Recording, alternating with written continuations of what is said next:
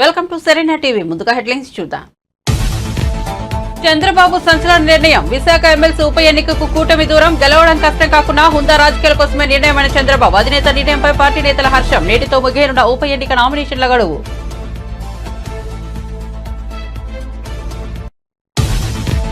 పలావ్ లేదు, బిర్యానీ లేదు, చంద్రబాబు మోసం ప్రజలకు అర్థమవుతోందన్న జగన్. హామీలు అమలు చేయకుండా చంద్రబాబు ప్రజలను మోసం చేస్తున్నాడన్న జగన్. గతంలో తాము ఇచ్చిన పథకాలను కూడా అమలు చేయడం లేదని ఆరోపణ.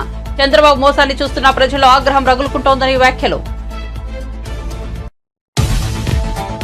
హరీష్ రావు వ్యాఖ్యలు బాధించాయని కన్నీటి భరింతమైన మంత్రి తుమ్మల నాగేశ్వరరావు. తాను ఎప్పుడూ క్రెడిట్ కోసం పాకులాడేదేనన్న తుమ్మల నాగేశ్వరరావు. ప్రచారం కోసమే బటన్ నొక్కే పనులు చేయలేదని వ్యాఖ్య. అవమానించిన వారికి కూడా నేనేంటో తెలుసునన్న తుమ్మల. ప్రపంచ అంతరిక్ష ఉత్సవాల్లో పాల్గొన్న AP deputy CM Pawan. ISRO సైంటిస్టులు మన దేశానికి నిజమైన హీరోలు. చంద్రయాన్ 3 విజయంతో ప్రపంచానికి భారత్ సత్తా ఏంటో తెలిసిందన్న పవన్.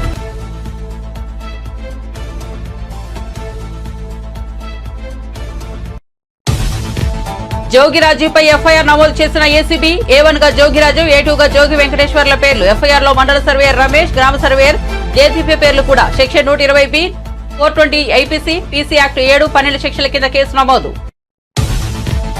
తెలంగాణలోని ప్రభుత్వ హాస్టళ్లలో ఏసీబీ తనిఖీలు. అక్రమాలపై ఆరోపణల నేపథ్యంలో రాష్ట్ర వ్యాప్తంగా దాడులు. విద్యార్థుల సంఖ్య, వారికి అందుతున్న సౌకర్యాలపై ఆరా. రికార్డును పరిశీలిస్తూ విద్యార్థులతో మాట్లాడుతున్న అధికారులు.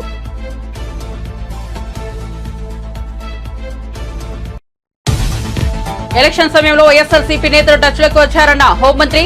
విలువలకు గౌరవం ఇస్తూ ఎన్నికల నుండి దూరంగా ఉన్నామని అనిత వివరణ. అధికారంలో ఉన్నప్పుడు క్యాంపు పెట్టగలమని హోంమంత్రి అనిత స్పష్టం.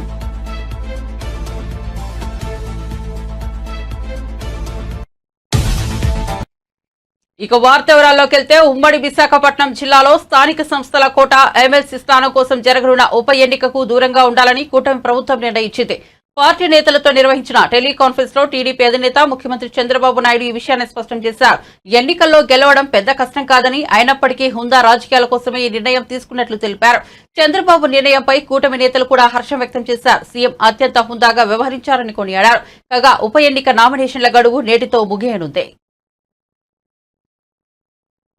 మానవ వనరుల అభివృద్ధి మంత్రిత్వ శాఖ సంబంధిత అంశాలపై ముఖ్యమంత్రి శ్రీ నారా చంద్రబాబు నాయుడు సచివాలయంలో సమీక్ష నిర్వహించారు. ఈ సమావేశంలో మంత్రి నారా లోకేష్, సంబంధిత ఉన్నతాధికారులు కూడా పాల్గొన్నారు. ఎన్నికల్లో ఇచ్చిన హామీలు అమలు చేయకుండా చంద్రబాబు ప్రజలను మోసం చేస్తున్నాడని వైసీపీ అధ్యక్షుడు జగన్ విమర్శించారు. చంద్రబాబు బిర్యానీ పెడతానని చెప్పి మోసం చేస్తున్నాడని జనం మాట్లాడుకుంటున్నారని, జగన్ అధికారంలో ఉన్నప్పుడు పలావు పెట్టి బాగానే చూసుకున్నాడని కూడా అనుకుంటున్నారని వివరించారు. కానీ ఇప్పుడు పలావు లేదు, బిర్యానీ లేదు, ప్రజలకు పస్తులు తప్పడం లేదు. చంద్రబాబు చేస్తున్న మోసం ఏంటో ప్రజలకు బాగా అర్థమవుతోందని జగన్ వ్యాఖ్యానించారు. తాడేపల్లిలో అనకాపల్లి, మాడుగుల, చోడవరం నియోజకవర్గాల ఎంపీటీసీలు, జెడ్పీటీసీలతో సమావేశమయ్యారు. ఈ సందర్భంగా ఆయన ఈ వ్యాఖ్యలు చేశారు. ఇదిగో ఈ నెలలో ఈ కార్యక్రమం జరుగుతుంది, ఇదిగో ఈ నెలలో ఈ కార్యక్రమం జరుగుతుంది అని చెప్పి ఏకంగా క్యాలెండర్ ఇచ్చి మాట తప్పకుండా, ఎన్ని సమస్యలు మనకున్నా కూడా, కోవిడ్ లాంటి మహమ్మారి కూడా మన రాష్ట్రాన్ని పీడించిన రోజుల్లో కూడా సాకులు చెప్పలేదు, కారణాలు ఇవ్వలేదు. ఎన్నికల్లో ఏదైతే మాట చెప్పామో ఆ మాట కోసం కట్టుబడి క్యాలెండర్ ఇచ్చి మరీ ఏ నెలలో ఏ పథకం ఇస్తామో చెప్పి మరీ బటన్లు నొక్కి నేరుగా ప్రతి ఇంటికి మంచి చేశాం. చేసిన మంచి ఎక్కడికి పోదు. ఆ మంచి ప్రతి ఇంట్లోనూ కూడా ఈ రోజుకి కూడా బ్రతికే ఉంటుంది. నెక్స్ట్ ఎన్నికలు వచ్చేసరికి మనం చేసిన ఈ మంచే, చంద్రబాబు నాయుడు చేసిన ఈ మోసమే ఒక కోపంగా మారుతుంది.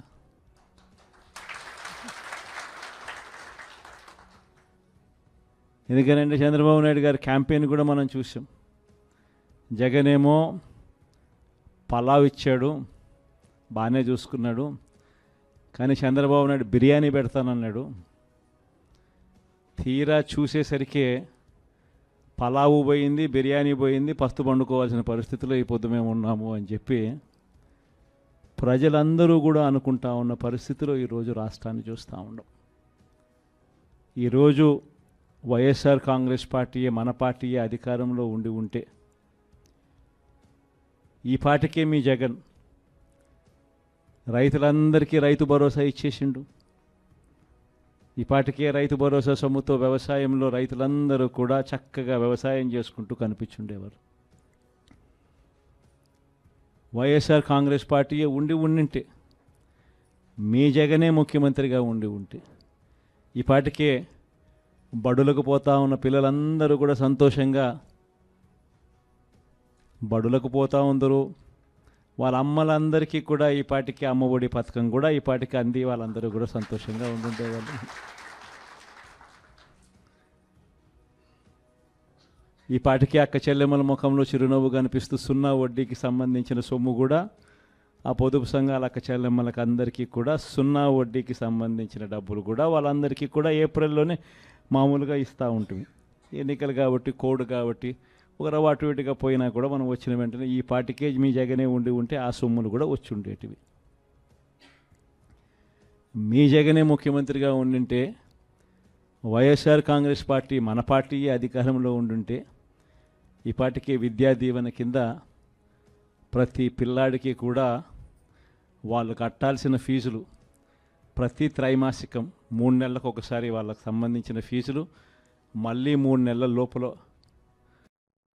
నెల్లూరు జిల్లాలోని శ్రీహరికోటలోని సతీష్ ధావన్ అంతరిక్ష కేంద్రంలో జరిగిన ప్రపంచ అంతరిక్ష ఉత్సవాల్లో ఆంధ్రప్రదేశ్ రాష్ట్ర ఉప ముఖ్యమంత్రి పవన్ కళ్యాణ్ పాల్గొన్నారు.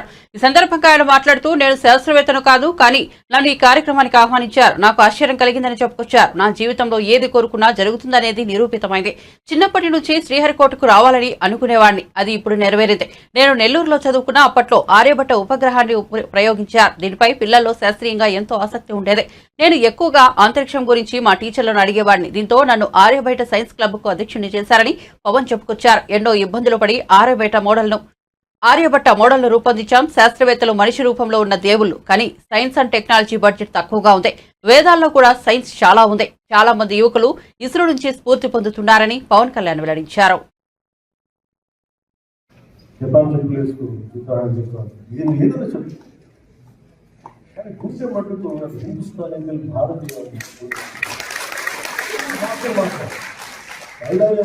తమిళ్లో మాట్లాడలేదు, నువ్వు తమిళ్లో మాట్లాడతా, తమిళ్ తెలియదు, ఎప్పుడు చాలా ఎప్పుడు తమిళంతా పాటించడం జరిగి తమిళ్లో మాట్లాడలేదు.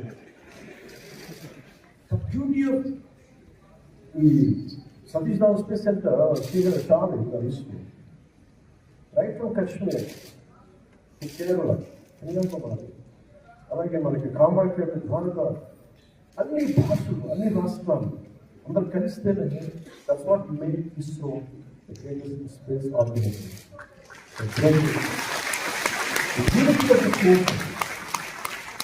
The cultural integrity of this nation has reflected in ISRO. ISRO is not just about scientific advancement. It is also about integrity of the nation. Within a partial mature, maybe you might be Muslim, you might be Hindu, you might be Christian, no matter which religion you belong to. But we all work for the nation. That's what ISRO stood for. That's what SHAL stood for. That's what Satish Dhawan Space Center stood for, under the leadership of Rajarajan and other distinguished 4 years now. Sriharikota is certainly the second best spaceport in the world after Kennedy Space Center. From the time of its establishment in 1971, Sriharikota has been devoted for many successful launches and geared to numerous missions, which have not only become tangible reality, but also has the potential to transform into a billion opportunities. As per my understanding, నిరంతరం ఉపయోగపడేటువంటి గత 3 years ఈ సమస్య ఎలా ఉందని చెప్పారు. Total road కూడా 17 kilometres. So Venkateswara is గారిని అడిగాను, కలెక్టర్ తిరుపతి, దీన్ని అడగలు ప్రత్యేకించి వార్పులు యుద్ధ ప్రాతిపదికన చేపట్టారు. పని మొదలైంది.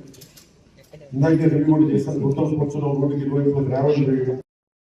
అగ్రిగోల్డ్ భూముల వ్యవహారంలో ఆరోపణలు ఎదుర్కొంటున్న వైసీపీ నేత మాజీ మంత్రి జోగి రమేష్ ఇంట్లో ఉదయం ఏసీబీ అధికారులు తనిఖీలు చేపట్టారు. 15 మంది అధికారులతో కూడిన ఏసీబీ బృందం ఎన్టీఆర్ జిల్లా ఇబ్రహీంపట్నంలోని జోగి రమేష్ నివాసానికి ఉదయం 5 గంటలకు చేరుకుని సోదాలు జరిపింది. ఈ సందర్భంగా పలు రికార్డులు మరియు డాక్యుమెంట్లు స్వాధీనం చేసుకున్నారు. అనంతరం ఈ కేసులో కీలకంగా భావిస్తున్న జోగి రమేష్ కుమారుడు జోగి రాజీవ్ను అధికారులు అదుపులోకి తీసుకున్నారు. తాజాగా ఆయనపై ఏసీబీ ఎఫ్ఐఆర్ నమోదు చేసింది. రాజీవ్ పేరును ఏ1గా చేర్చింది. అలాగే ఏ2గా జోగి వెంకటేశ్వరరావు పేరును చేర్చింది. వీరితో పాటు ఎఫ్ఐఆర్లో అంబాపురం మండల సర్వేయర్ రమేష్, గ్రామ సర్వేయర్ దేదీప్య, నున్నర సబ్ రిజిస్ట్రేషన్ వి నాగేశ్వరరావులను కూడా ఎఫ్ఐఆర్లో చేర్చింది. Section 120B, 420 IPC, PC act 7, 12 శిక్షల కింద, అలాగే AP land grabbing act section 4 ప్రకారం కేసు నమోదు చేశారు. ఎలక్షన్ అనగానే చాలా మంది వైఎస్ఆర్సీపీ నేతలు తమకు టచ్లోకి వచ్చినట్లు హోంమంత్రి అనిత తెలిపారు. తాము అధికార పార్టీలో ఉంటామని, క్యాంపు పెట్టాలనుకుంటే పెట్టగలమని చెప్పారు. విశాఖ ఎమ్మెల్సీ ఎన్నికల్లో పోటీ చేయాలని అనుకుంటే మంచి మెజార్టీతో తాము గెలవమని ధీమా వ్యక్తం చేశారు. కానీ విలువలకు గౌరవం ఇచ్చి తాము ఈ ఎన్నికకు దూరమని ఉన్నామని అనిత స్పష్టం చేశారు. తాము ప్రతిపక్షంలో ఉన్నప్పుడు వైఎస్ఆర్సీపీ నేతలు శాసనమండలిని రద్దు చేస్తున్నామని, ఇలాంటి వారు ఇప్పుడు ఎలా నామినేషన్ వేశారని అనిత మండిపడ్డారు. గెలవటానికి కానీ మొన్న పదం కాదు, గెలిచి చూపించాం ఆల్రెడీ. వాళ్ళ అధికారంలో 151 ప్లస్ మా నలుగురిని తీసుకున్న తర్వాత కూడా ఇంకా సంవత్సరం ఉండగానే 3 ఎమ్మెల్యేలు గెలిచాం. మామూలుగా కాదు, మంచి మెజార్టీతో. 3 ఎమ్మెల్సీలు గెలిచాం. 3 ఎమ్మెల్సీలు మంచి మెజార్టీతో గెలిచాం. 3 ఎమ్మెల్సీలను ఈరోజు మేము పోటీ పెట్టాలి అనుకుంటే 5 నిమిషాలు గెలవటానికి. కానీ విలువలని రక్షించాలి, నైతికతను పాటించాలి ఉద్దేశంతో ఈరోజు మేము డ్రాప్ అవుతున్నాం. ఇంకొకటి కూడా దయచేసి కోరుకుంటున్నా, సందర్భం కాకపోయినా చెప్పాలి. ఎందుకంటే ఎమ్మెల్సీలు అనేసరికి పెద్దల సభ, గౌరవ సభ. అలాంటి పెద్దల సభకి పెద్ద మనసు ఉన్న వాళ్ళు, అదేవిధంగా కొంచెం వ్యక్తిత్వం ఉన్న వాళ్ళని పంపించాలి. ఒకరిని డ్రైవర్ని చంపినోడు ఒకడు ఎమ్మెల్సీ అనంతబాబు అని నిన్న మొన్న ఎపిసోడ్లు చూస్తున్నాం. ఇంకో ఎమ్మెల్సీ పరిస్థితి, శ్రీకాకుళం ఎమ్మెల్సీ పరిస్థితి. అంటే ఇలాంటి వాళ్ళందరినీ కూడా ఆ సభలకి పంపించి, పెద్దల సభకు పంపించి పెద్దల సభ తాలూకా గౌరవాన్ని కూడా కించపరిచే విధంగా చేస్తున్న జగన్మోహన్ రెడ్డికి ఒక్కసారి ఆలోచించుకోవాల్సిందిగా ఒకసారి మేమందరం కూడా కోరుకుంటున్నాం.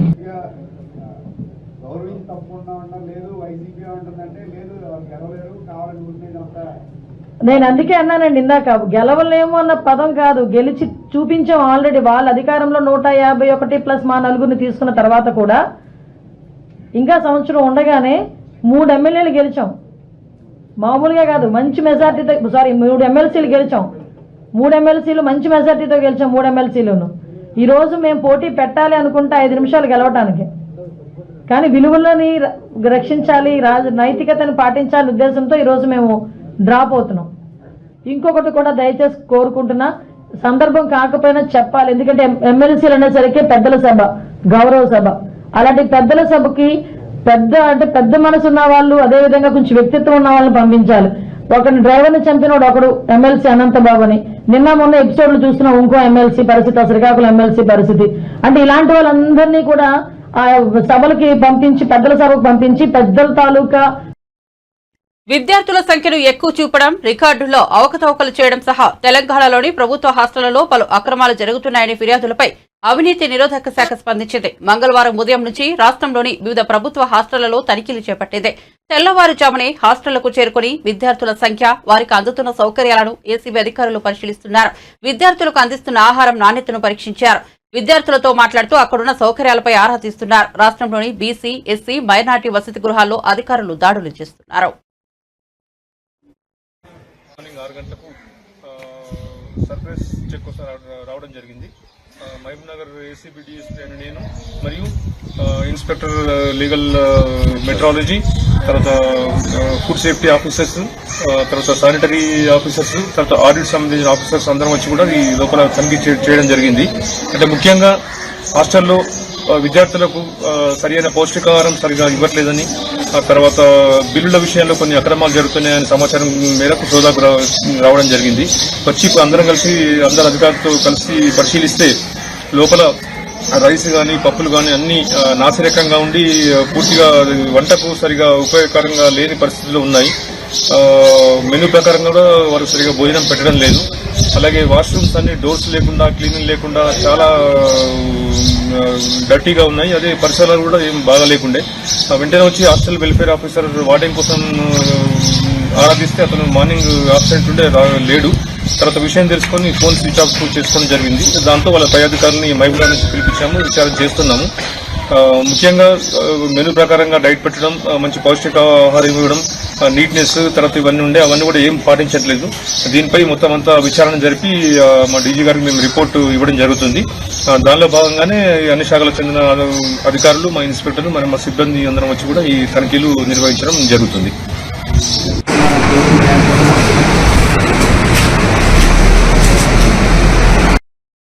మనస్తాపంతో విద్యార్థి బలవన్మరణానికి పాల్పడిన విషాద ఘటన నెల్లూరు పట్టణంలో చోటు చేసుకుంది. అనంతపురం జిల్లా తాడిపత్రికి చెందిన ప్రదీప్ పట్టణంలోని నారాయణ మెడికల్ కళాశాలలో బీడీఎస్ 2వ సంవత్సరం చదువుతున్నారు.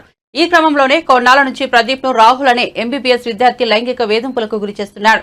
దీంతో తీవ్ర మనస్తాపానికి గురైన ప్రదీప్ రాహుల్ వల్లే తాను ఆత్మహత్యకు పాల్పడుతున్నానని చెప్పి సోమవారం రాత్రి సోదరుడికి మెసేజ్ పెట్టి కళాశాల బిల్డింగ్ పై నుంచి దూకి ఆత్మహత్యకు పాల్పడ్డాడు. కుటుంబ సభ్యుల ఫిర్యాదు మేరకు ఘటనా స్థలానికి చేరుకున్న పోలీసులు కేసు నమోదు చేసుకుని దర్యాప్తు చేస్తున్నారు. తమ కుమారుడి చావుకు కారణమైన నిందితుడు రాహుల్ ను వెంటనే శిక్షించాలని కోరుతూ మార్చురి వద్ద బంధువులు కుటుంబ సభ్యులు నిరసన తెలిపారు. మా అబ్బాయి బీడీఎస్ ఈ ఎంబీబీఎస్తో వాళ్ళందరితో కలిసే ఉండేవాడు అనమాట. స్టార్టింగ్లో అందరూ బాగుంటారులే అనుకుంటే ఎంబీబీఎస్ ఫ్రెండ్స్ అందరూ ఒక సైడ్ వేసి మా తమ్ముడిని టార్గెట్ చేయడం అయింది. 2 years నుంచి అంటే సెప్టెంబర్ 2023 నుంచి ఫుల్ టార్చర్ చేస్తూ ఉన్నారు అనమాట. మెంటల్గా, సెక్చువల్గా. రాహుల్ అనే అబ్బాయి మెయిన్, దాని తర్వాత అతని రూమ్మేట్ అనమాట. నిన్న కూడా ఫోన్ చేశాడు, టికెట్ బుక్ చేయి, బుధవారం ఊరికి వస్తాను, ఆగస్ట్ 15 హాలిడే కదా వస్తా అనేసి. అంతా బాగా మాట్లాడాడు. నిన్న రాహుల్ అనే అబ్బాయి 8 నుంచి 10 దాకా మా తమ్ముడు రూమ్లోనే ఉన్నాడంట. దాని తర్వాత ఏం జరిగిందో ఏమో నాకు 2:55కి మెసేజ్ పెట్టేసి ఇలా 2 years నుంచి ఆ అబ్బాయి చిత్రహింసలు పెడతా ఉన్నాడు, నేను చచ్చిపోవడానికి మెయిన్ కారణము, నేనైనా చచ్చిపోతే ఆ అబ్బాయికి శిక్ష పడుతుంది, కానీ బయటికి మాత్రం వాళ్ళందరూ నాదే తప్పు అనేలాగా పోర్ట్రే చేయడానికి ఉంటుంది, అది బయటికి పోకూడదని నేను చచ్చిపోతేనే అది జరుగుతుంది అనేసి అని చనిపోయాడు. పైనుంచి దూకి 5th floor నుంచి దూకి చనిపోయాడు.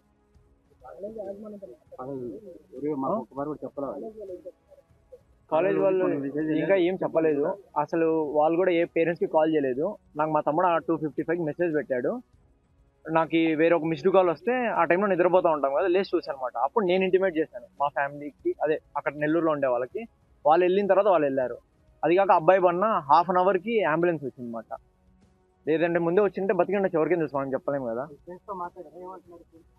వాళ్ళ ఫ్రెండ్స్ అందరూ ఏమంటారు, మా దగ్గరకు వచ్చేసి మీ అబ్బాయి అదే మా తమ్ముడు చాలా సెన్సిటివ్ అన్న, ఎవరితో మాట్లాడు, ఈ అబ్బాయి మొత్తం అంతా ఎట్లా పడితే అట్లా చేస్తాడనేసి మొత్తం చెప్పారన్నమాట. కానీ పైకి వెళ్ళిన వెంటనే ఇప్పుడు చచ్చిపోయిన అబ్బాయితో ఎవరికి అవసరం లేదు కదా, బతుకున్నోడితోనే ఏదో ఒక పని ఉంటుంది అనేసి అని అందరూ ఒక మాట అనుకునేసి చేస్తా ఉన్నారు అనమాట. మెయిన్ ఆ అబ్బాయే కారణము, సెక్సువల్ హరాస్మెంట్. అది రూమ్ లో కూడా రాశాడనమాట, నేను నాది సూసైడ్ కాదు, నాది మర్డరర్ వచ్చేసి రాహుల్ అనేసి. లెటర్లు ఏం రాలేదు, నాకే మెసేజ్ పెట్టాడు, సొంతానికి మెసేజ్ పెట్టాడు, గోడ పైన రాశాడు, గోడ పైన రాసింది చూపిస్తాను. మాజీ మంత్రి బీఆర్ఎస్ ఎమ్మెల్యే హరీష్ రావు వ్యాఖ్యలు తనను బాధించాయని మంత్రి తుమ్మల నాగేశ్వరరావు అన్నారు. తాను ప్రచారం కోసమే బటన్ నొక్కే పనులు ఎప్పుడూ చేయలేదన్నారు. ఎప్పుడూ క్రెడిట్ కోసం పాకులాడే వ్యక్తిని కాదన్నారు. ఎకరం పొలం కూడా తనకు సీతారామ ప్రాజెక్టు కింద లేదన్నారు. హరీష్ రావు అంటే తనకు ఇష్టమని, ఆయన మాట్లాడే సబ్జెక్ట్, ఆయనకు ఉన్న అవగాహన తనకు ఎంతో నచ్చుతాయని వ్యాఖ్యానించారు. కానీ అలాంటి హరీష్ రావు తన పట్ల ఇలాంటి వ్యాఖ్యలు చేయడం సరికాదన్నారు.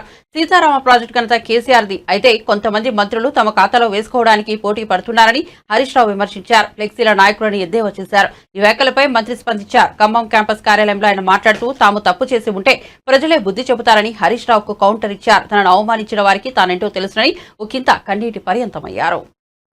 ఈ జిల్లా వాడుకోలేకపోతా ఉంది. కొన్ని వేల టీఎంసీ నీళ్లు మన పక్క నుంచే పోయినా కూడా ఖమ్మం జిల్లా భూభాగాన్ని తాకట్లేదు. కాబట్టి నాకు అవకాశం వచ్చినప్పుడల్లా నేనున్నటువంటి ప్రభుత్వంలో ఆనాటి ముఖ్యమంత్రుల్ని నాకు వీలైన కాడికి వాళ్ళతోటి ఒప్పించి దుమ్మగూడెం ప్రాజెక్టు దగ్గర మనకి లిఫ్ట్ చేసుకునే అవకాశం ఉందని చెప్పి ఆనాడు 97, 96 ఇరిగేషన్ మినిస్టర్గా దుమ్మగూడెం ప్రాజెక్టుని ప్రతిపాదించాను. కానీ ఆనాటి ఉన్నటువంటి బడ్జెట్ రిస్టెన్స్ వల్ల దేవాదులు తీసుకోవాల్సి వచ్చింది. దాని తర్వాత రాజశేఖర రెడ్డి గారి ఆధ్వర్యంలో ఆ దుమ్మగూడాన్ని ఇందిరాసాగర్, రాజీవ్ సాగర్గా 2 భాగాలుగా విభజించడం జరిగింది. ఆనాటి ఆయన గారు దురదృష్టవశాత్తు మరణించటం, ఆ ప్రాజెక్టుకి తిలోదకాలు రావడం జరిగింది. తెలంగాణ ఉద్యమం వచ్చింది. ఆ ఉద్యమ ఫలితంగా టీఆర్ఎస్ ప్రభుత్వం అధికారంలోకి వచ్చింది. ఆ ప్రభుత్వం కూడా నన్ను ఆహ్వానించినప్పుడు కూడా నేను చెప్పాను, నాకు రాజకీయ కోరిక గోదావరి జలాలు, మీరు ఆ ప్రాజెక్టు నిర్మాణానికి అవకాశం ఇస్తానంటే ఇష్టం లేకపోయినా వస్తానని చెప్పాను. ఆహ్వానం మేరకు ఆయన గారు కూడా శాంక్షన్ చేశారు. ఆయన గారితోటే శంకుస్థాపన చేయించాను. పనులు మొదలుపెట్టాం. 4-5 సంవత్సరాలు పనులు జరిగినాయి. రెండోసారి అధికారంలోకి వచ్చిన తర్వాత కేవలం పంప్ హౌస్లకు మాత్రమే పరిమితమైంది. మళ్ళీ నాకు రాహుల్ గాంధీ గారి పిలుపు మేరకి నేను ఈ ప్రభుత్వంలో కూడా భాగస్వామిని అయ్యే అవకాశం వచ్చింది. ఆ రోజు కూడా భద్రాద్రి వచ్చినప్పుడు ముఖ్యమంత్రి గారికి, ఇరిగేషన్ మంత్రి గారికి చెప్పాను, సార్ ఇది ఇప్పటికే 8,000 కోట్లు చిల్లర ఖర్చు పెట్టారు, దీన్ని ఏదో రకంగా ఉపయోగంలోకి తీసుకురావాలి. ఇప్పుడున్నటువంటి సిస్టాన్ని మొత్తాన్ని కంప్లీట్ చేయాలంటే మొట్టమొదటిగా జూలూరుపాటు టన్నెల్ని పూర్తి చేయాలి. అది ఇంకా నిర్ణయం చేయలేదు కాబట్టి మీరు ఎమ్మటే దానికి ఉపక్రమించండి అని చెప్పి ఇరిగేషన్ మంత్రిని, ముఖ్యమంత్రి గారిని అడిగాను. వాళ్ళు ఈ సంవత్సరం మొదలు పెడదామని చెప్పారు. అదే రకంగా యాతాలకుంట టన్నెల్ పూర్తయితేనే సత్తుపల్లి ట్రంక్కి నీళ్లు వెళ్తాయి. అది కూడా నేను ఈ ప్రభుత్వంలోకి వచ్చాక మొట్టమొదటి రోజునే మంత్రి అయ్యి జిల్లాకు వచ్చిన మొదటి రోజునే అధికారులను పిలిపించి సత్తుపల్లి టన్నెల్కి పనులు ప్రారంభించాను. అనాలోచితంగా నేను అభిమానించేటటువంటి వ్యక్తులు కూడా ఈ రోజు పేపర్లో వచ్చినటువంటి మిత్రులు, మాజీ ఇరిగేషన్ మంత్రులు, మాజీ ఆర్థిక మంత్రి ఆయన గారు కూడా ఆయన మాట్లాడిన తీరు ఇప్పుడు పూర్తయింది కేవలం పంప్ హౌస్లు 3 మాత్రమే.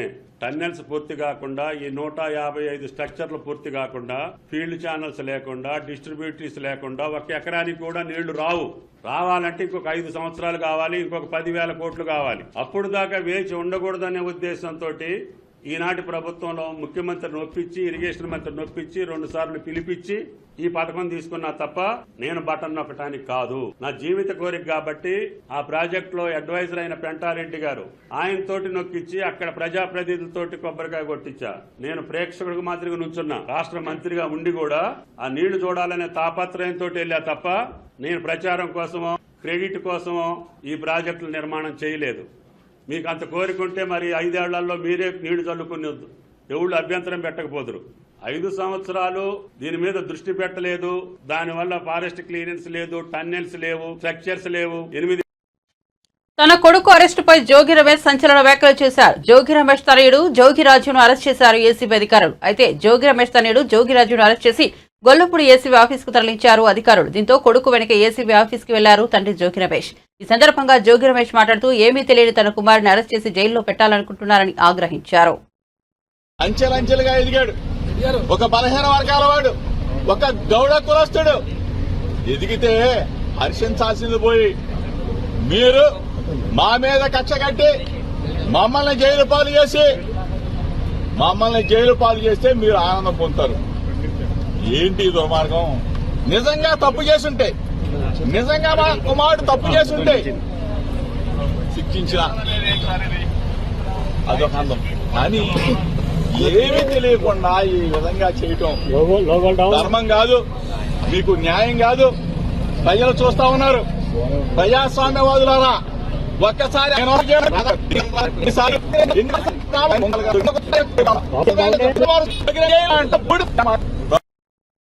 హైదరాబాద్ నందగిరి హిల్స్ పార్కు ఘటనపై అధికారులకు ప్రివిలేజ్ నోటీసులు ఇస్తామని ఖైరతాబాద్ ఎమ్మెల్యే దానం నాగేందర్ వెల్లడించారు. ప్రజా సమస్యలు పరిష్కరించడం తన బాధ్యతని, తనను అడ్డుకునే హక్కు ఏ అధికారికి లేదని వివరించారు.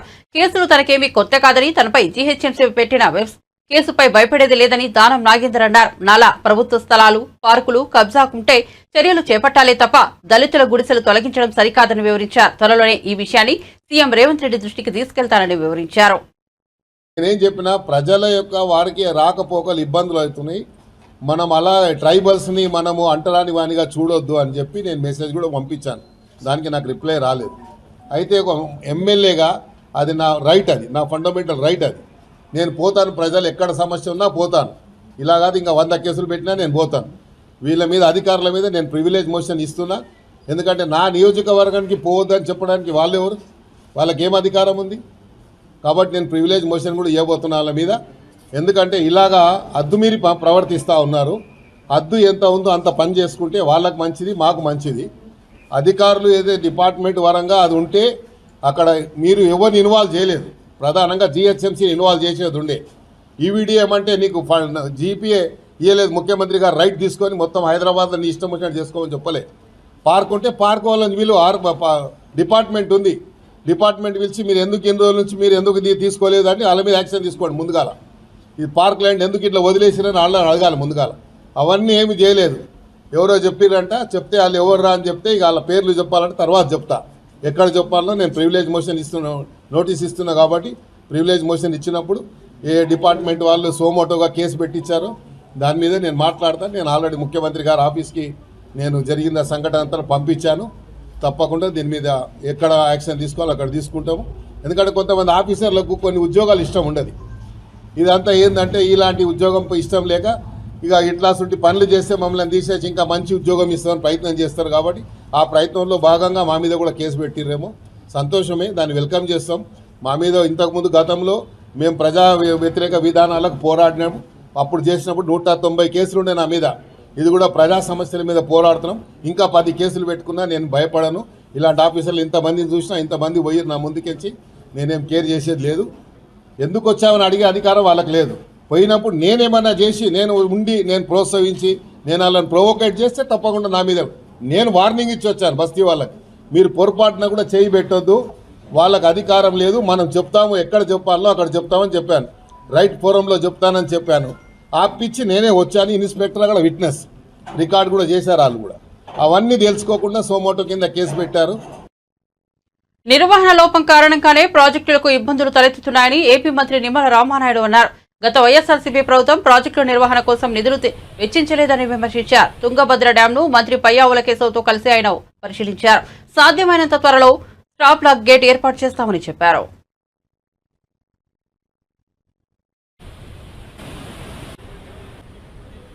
ఈ యొక్క 19వ గేట్ ఏదైతే కొట్టుకుపోయినటువంటి పరిస్థితుల్లో మరి ఇది పురాతనమైనటువంటి అంటే దగ్గర 70 సంవత్సరాల ప్రాజెక్టు కావడం వల్ల ఏదైతే ఆ గేటుకి సంబంధించి 45 సంవత్సరాలే దాని లైఫ్, బట్ ఇది 70 ఇయర్స్ అవడం వల్ల మరి ఆ ప్రాబ్లం వచ్చింది అనేది ప్రాథమికంగా కొంత చెప్తున్నటువంటి పరిస్థితి. ఏదైతే ఆ గేట్ స్థానంలో కూడా మరి పర్టికులర్గా స్టాప్ లాక్ గేట్ ఏదైతే ఉందో మరి అవి ఈ ప్రాజెక్టుకి లేకపోవడం వల్ల తాత్కాలికంగా మరమ్మతులు చేసుకోవడానికి కానీ తాత్కాలిక నీటి నిలుపుదల చేసుకునే అవకాశం లేనిటువంటి స్థితిలో ఏదైతే చంద్రబాబు నాయుడు గారు కూడా స్పందించి కన్నమ నాయుడు గారు ఎవరైతే ఈ యొక్క గేట్ల అమరికలో నిర్మాణంలో అత్యంత కీలకంగా ఉన్నటువంటి వ్యక్తిని ఆయన హైదరాబాద్లో ఉంటే మరి ఆయన కంటికి చికిత్స చేయించుకున్నా కూడా మరి స్పెషల్ ఫ్లైట్ కూడా అరేంజ్ చేసుకుని ఈయన ఇక్కడ పంపించి అంటే మా పోలవరం ప్రాజెక్ట్ గేట్ల అమరికలో కూడా ఆయనకి బాగా సమర్థత ఉన్నటువంటి వ్యక్తి. ఆయన యొక్క సారథ్యంలో ఇమీడియట్లీ, ఎందుకంటే ఏదైతే గేట్ని మనం పునర్నిర్మాణం చేయాలనే ఆలోచనతో ఉన్నప్పుడు పూర్తి స్థాయిలో నీరు తగ్గిస్తే అంటే ప్రజెంట్ 104 టీఎంసీలు నీరు ఉంది. మరి కొత్త గేట్ని మళ్ళీ ఆ స్టాప్ లాక్ గేట్ని మనం ఏర్పాటు చేసుకుంటే మొత్తం నీటిని తగ్గిస్తే అది 40 టీఎంసీలకి పడిపోతే దగ్గర 60 టీఎంసీలు నీరు వృధాగా పోయేటువంటి పరిస్థితి ఉంటుంది. అట్లా కాకుండా అంత స్థాయిలో నీటిని తగ్గించకుండా మనం ఈ యొక్క స్టాప్ బ్లాక్ గేట్ని ఏర్పాటు చేసుకునేటువంటి అవకాశాలని పరిశీలించమని చెప్పేసి మేము కూడా నిపుణులు కూడా కోరడం జరుగుతోంది. ఒకసారి రివ్యూ కూడా అధికారులతో కూడా రివ్యూ చేసి దీనికి ఈ కర్ణాటక ప్రభుత్వానికి సంబంధించి కానీ సిడబ్ల్యూసీ కానీ మా ఆంధ్రప్రదేశ్ రాష్ట్ర ప్రభుత్వం నుంచి కూడా ఏదైతే డిజైనింగ్ సంబంధించినటువంటి సిఈల్ని ఎస్సీల్ని అందరినీ కూడా ఒక బృందాన్ని కూడా ఇక్కడ మేము పంపించడం జరిగింది. ఏ రకమైనటువంటి సహకారం కావాలన్నా కూడా పూర్తి స్థాయిలో అందించడానికి సిద్ధంగా ఉన్నామనేది కూడా చంద్రబాబు నాయుడు గారు కూడా ఒక మెసేజ్ని కూడా ఇవ్వడం జరిగింది. సాధ్యమైనంత వరకు తొందరలోనే ఆ యొక్క స్టాప్ బ్లాక్ గేట్ని ఏర్పాటు చేయడం ద్వారా పర్టికులర్గా ఏదైతే అనంతపురం కర్నూలు. బులెటిన్ ముగించే ముందు హెడ్లైన్స్ మరోసారి చూద్దాం. చంద్రబాబు సంచలన నిర్ణయం. విశాఖ ఎమ్మెల్సీ ఉప ఎన్నికకు కూటమి దూరం, గెలవడం కష్టం కాకుండా హుందా రాజకీయాల కోసమే నిర్ణయమన్న చంద్రబాబు. అధినేత నిర్ణయంపై పార్టీ నేతల హర్షం. నేటితో ముగియనున్న ఉప ఎన్నిక నామినేషన్ల గడువు.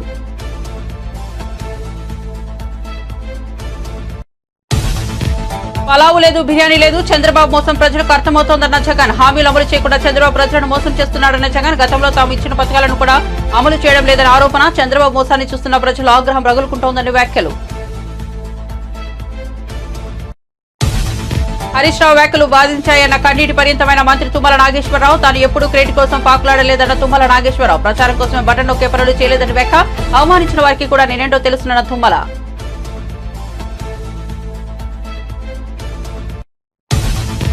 ప్రపంచ అంతరిక్ష ఉత్సవాల్లో పాల్గొన్న AP deputy CM Pawan. ISRO సైంటిస్టులు మన దేశానికి నిజమైన హీరోలు. చంద్రయాన్ 3 విజయంతో ప్రపంచానికి బాధ్యత ఏంటో తెలిసిందన్న పవన్ కళ్యాణ్.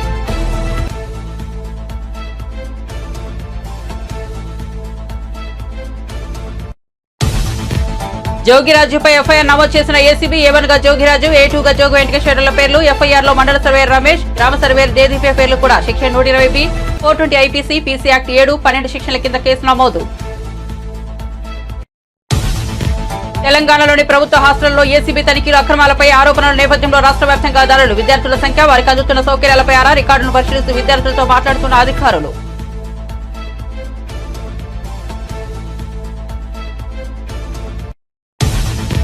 ఎలక్షన్ సమయంలో వైఎస్ఆర్సీపీ నేతలు టచ్లోకి వచ్చారన్న హోంమంత్రి. విలువలను గౌరవిస్తూ ఎన్నికల నుండి దూరంగా ఉన్నామని అనిత వివరణ. అధికారంలో ఉన్నప్పుడు క్యాంపు పెట్టగలమని హోంమంత్రి అనిత స్పష్టం.